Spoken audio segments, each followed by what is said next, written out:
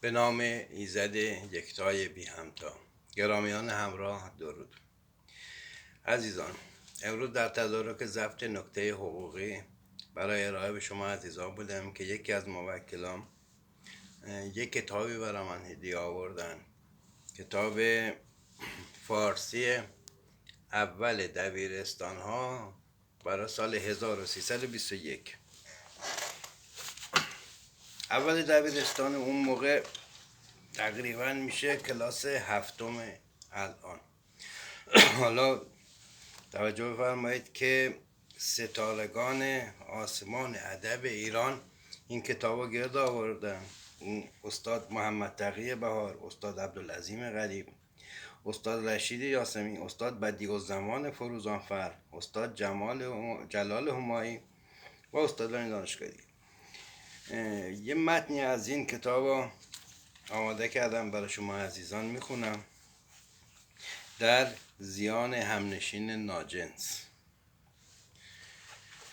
آوردند که کفکی دری در دامن کوهی میخرامید و غلغله قهقهش در گنبد سپهر میپیچید. قضا را بازی شکاری در آن حوالی میگذشت. چون باسره اش خرامیدن کبک را مشاهده نمود و آواز خنده‌اش بر سامعه او مرور کرد، دل باز به محبت او مایل گشت و طرح مصاحبت او بر لوح خیال کشیدن گرفت. با خود اندیشید که هیچ کس را در این عالم از مصاحبی مناسب چاره نیست و از یار موافق و رفیق مهربان گریز نه. که در امثال آمده است که هر که بیار بود پیوسته بیمار بود.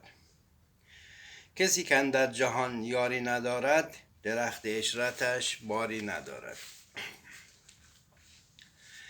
این کبک یاری خوشمنظر، خندان روی، سبک روح، شیرین حرکات است و دل در صحبت چنین رفیقی تازه و خرم گردد و سینه به محبت این نوع مصاحب منشرح و بیغم بود. یاری باید. چگونه یاری باید؟ یاری که گره ز کار من بگشاید. هرگه که جمال خویشتن بنماید، ز آیینه دل غبار غم بزداید. پس آهسته به جانب کبک مایل شد و کبک را نظر به وی افتاد. حذر کنان خود را به شکاف سنگی رسانید. باز از هوا در پیش آن سوراخ نشست و ماجرا باز نمود و گفت: ای کبک، پیش از این از هنرهای تو غافل بودم و فضل و کمال تو بر من ظاهر نبود و امروز به واسطه قهقهه تو انبساطی در دل من پدید آمد و خرامیدن دلفریب تو مرا صید کرد. توقع می دارم که من بعد از من ترسان و هراسان نباشی و به مصاحبت و مواصلت من میل نمایی که مقدمه صحبت نتیجه منفعت می دهد و شجره داد ثمره مراد می آورد. نخلی است محبت که از او میوه مقصود، هرچند کسی بیش برد بیش برآورد. کبک آواز داد که قهرمان کامکار، دست از این بیچاره مهلت زده باز دار و یک کبک دیگر خورده انگار. هرگاه آب و آتش با یک دیگر انضمام پذیرد و مصاحبت من و تو تصور توان کرد و هر وقت که سایه و آفتاب با هم مجتمع شوند موافقت من و تو خیال توان بست. زین فکر درگذر که به جایی نمیرسد. باز گفت: ای عزیز، با خود اندیشه کن که مرا غیر مهربانی چه بران می‌دارد که با چون تویی به تلطف سخن باید گفت. نه چنگال من نقصانی دارد که از صید امثال تو باز مانده باشم و نه در منقار من فتوری و قصوری واقع شده است که از شکار طعمه خود عاجز آیم. همین بیش نیست که داعیه همدمی و مجالست و تمنای همنشینی و معانست تو مرا بر تحریک سلسله محبت تو می دارد و تو را از صحبت من فواید بسیار متصور است. اولا که چون ابنای جنس من ببینند که تو را در ظلال بال حمایت خیش پرورش میدهم، دست تعدی از دامن تو کوتاه ساخته به دیده حرمت در تو نگرند و تو خوش به فراغت خاطر طوف کوه و صحرا را می نمایی. و دیگران که تو را به آشیانه خود رسانم تا به موضع رفیع و مسکن منی برآمده از بنی نوع خود به رفعت و درجت ممتاز گردی. و دیگران که از جنس تو جفتی مناسب برای تو برگزینم که با او به مراد دل روزگار بگذاریم. نه زمان جفا نه سپهر ملال، امید حاصل و جام مراد مالامال.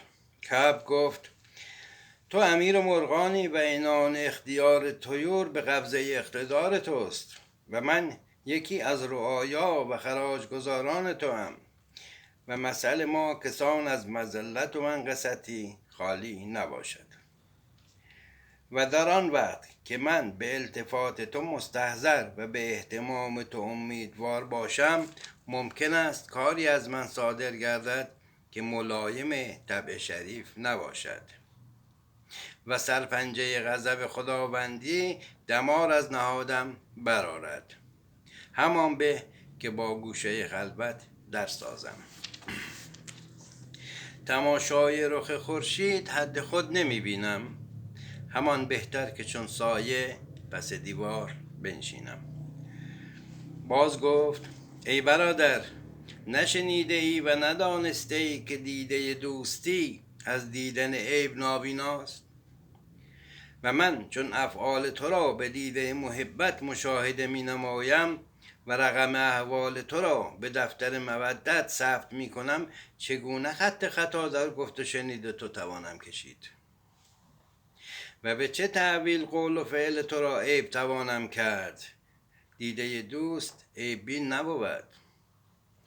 کعب هرچند عذرهای پسندیده تقریر کرد، باز جوابهای دلپذیر در مقابله آن باز راند و در آخر به عهد و پیمان کعب را از سوراخ بیرون آورد، یکدیگر را در کنار گرفته بار دیگر معاهده محبت را به سوگند مؤکد ساختند. باز او را برداشته به آشیانه خود آورد.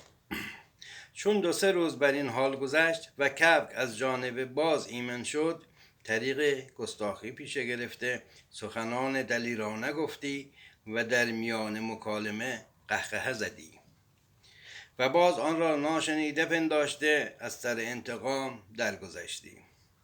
اما کینه وی در سینه‌اش جای گرفتی تا روزی باز را اندک ضعفی عارض شده بود.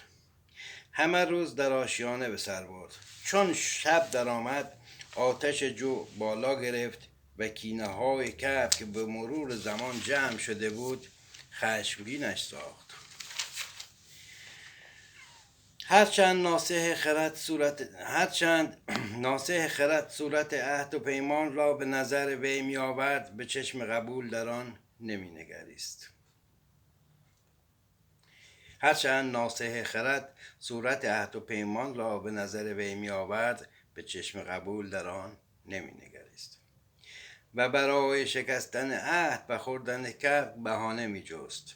کعب آثار غضب در بشره او مشاهده نمود، هلاک خود را آماده دید، آهی سرد از دل برآورد و گفت از اول حال نظر به پایان کار نیفکندم و با غیر جنس خود در پیوستم و موعظت بزرگان را که از مصاحب ناجنس احتراز کنید فراموش کردم.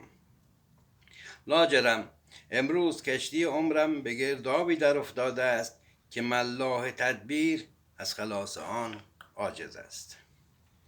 با خود این نوع سخنان می گفت و باز همچنان مخلب آزار گشاده و منقار خونخوار بر هر ستم آب داده بهانه جویی پیشنهاد کار خود ساخته بود. چون کبک از روی احتیاط ملاحظه کرده شرط ادب مرعا می داشت، باز هیچ بهانه که بدان قصد وی تواند کرد نیافت. آخرالامر بی‌طاقت شده از روی غضب کبک را گفت: روا باشد که من در آفتاب باشم و تو در سایه به سر بری؟ کبک گفت: اکنون شب است و همه عالم را سپاه ظلمت فرو گرفته، شما از بابت کدام آفتاب به زحمتید و من در سایه چه چیز استراحت دارم؟ باز گفت: ای بیادب، مرا دروغگو میخوانی و سخن مرا رد میکنی؟ همین دم سزای تو بدهم. گفتن همان بود و او را از هم بدریدن همان. و این مثل برای آن آوردم تا بدانی که هر که با غیر جنس خود صحبت دارد و با کسی که از مضرات او ایمن نتواند بر روزگار گذارد، مانند کبک دری جان نازنین در سر کار مرافقت کرد و روز عمرش سپری گردد. این متن از انوار سهیلی هستش که تو این کتاب اومده. معید باشید.